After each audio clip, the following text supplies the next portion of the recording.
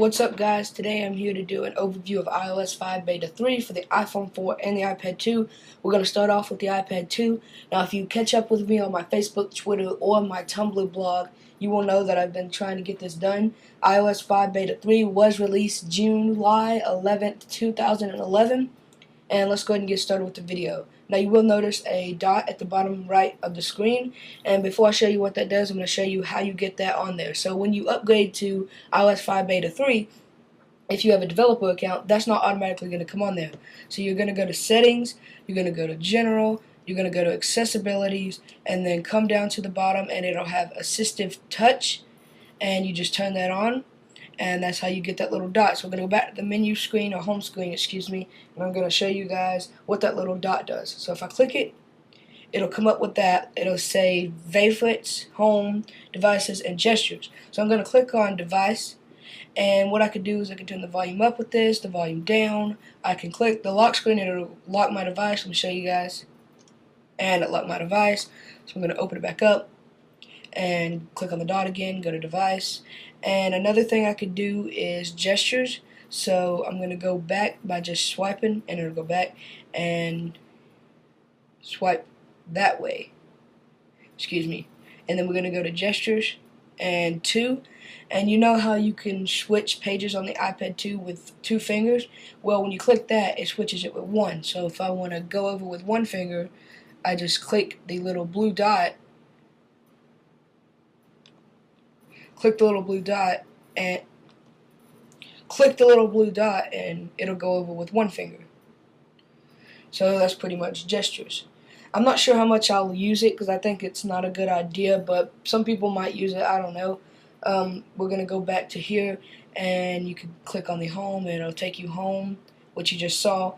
And I'm going to show you another feature, which is some more wallpaper. So if I go to here and I go to brightness and wallpaper, and I click on the wallpaper, go to wallpaper again, it'll have some new wallpapers, as you guys may see.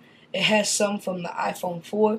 I like this one. This is my favorite, the little blurred out wallpaper. So that way when you put it on your device, the apps stick out and you don't focus on the background. Because if you have a background with a lot of animation or pictures, whatever you want to call it, in the background, you're going to focus more on the background and it's not going to look good. You want a plain home screen background.